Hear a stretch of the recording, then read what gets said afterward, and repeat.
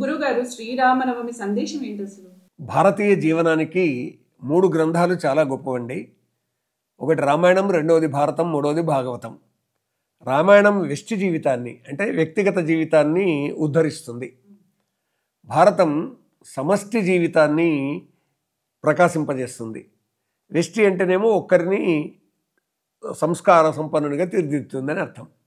సమష్టి అని అంటే ఒక్కరు కాదు, అన్నదమ్ములనే కాదు సమాజాన్ని తీర్చిదిద్దుతుందని అర్థం. మూడవదైన భాగవతము పరమేష్ఠి వైపుగా చూపిస్తుంది, అంటే ముక్తి వైపుగా చూపిస్తుంది. ముక్తి, ఈ మోక్షం అనేటటువంటిది ఏంటిది? తన కొరకు తాను బతకక అందరి కొరకు బతుకుతూ ఇది దైవ నిర్ణయము, ఇది దైవ ధర్మము అని భావింపచేసేటటువంటిది భాగవతం. కాబట్టి ఈ 3 గ్రంథాలు కూడా మానవ జీవన వికాసానికి దోహదం చేస్తాయి, ధర్మ రక్షణకు దోహదం చేస్తాయి. సత్యం శివం సుందరంగా అనిపిస్తుంది, జీవితాన్ని ఆ విధంగా తీర్చిదిద్దుతాయండి. కాబట్టి శ్రీరామనవమి అనేది రామాయణ కథలో అంటే శ్రీరాముని యానంలో ఈ ఒక చిన్న అంశం. అంటే పుట్టుకకు సంబంధించి కళ్యాణానికి సంబంధించినటువంటి ఒకానొక ఘట్టము శ్రీరామనవమికి సంబంధించినటువంటి విశేషం. అయితే ఆ నవమి సందర్భంగా కేవలం సీతారాముల కళ్యాణానికి సంబంధించే ఆలోచిస్తారా, లేకుంటే దశరథుని సంతానంగా జన్మించినటువంటి ఈ 4 రామలక్ష్మణ భరత శత్రుఘ్నుల గురించే ఈ పుట్టుక గురించి ఆలోచిస్తారా అనేటటువంటి ప్రశ్న వస్తుంది. నవమి అదొక నెపం, అంటే అదొక సందర్భం అంతే. ఆ సందర్భాన్ని దృష్టిలో పెట్టుకొని రామాయణం మనకు అందించేటటువంటి సందేశం ఏమిటిది?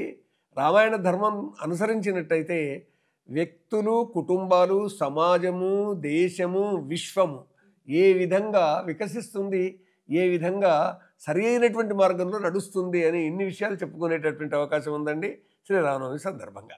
శ్రీరామనవమి సందేశం ఏంటి అనేది ఓవరాల్గా చెప్పేశారు.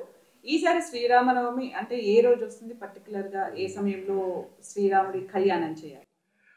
మామూలుగా అభిజిత్ లగ్నము చూసి పునర్వసు నక్షత్రాన్ని చూసి ఆ సందర్భంలో కళ్యాణ కార్యం కొనసాగిస్తారు.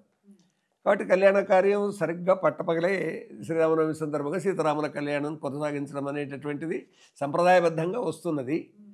సర్వసాధారణంగా మన తిథుల ప్రకారంగా అది ఆ రోజు ఉదయం సూర్యోదయ సందర్భంగా ఏ తిథి ఉన్నది, పాడ్యమి, విధియ, తదియ, చవితి, పంచమి, షష్ఠి, సప్తమి, అష్టమి, నవమి, దశమి, ఏకాదశి, ద్వాదశి, త్రయోదశి, చతుర్దశి, పౌర్ణమి లేదా అమావాస్య, ఈ 15 తిథులలో అంటే చాంద్రమానం ప్రకారంగా ఈ 15 తిథులలో ఆ తిథి ఆ సందర్భంలో ఉండాలి.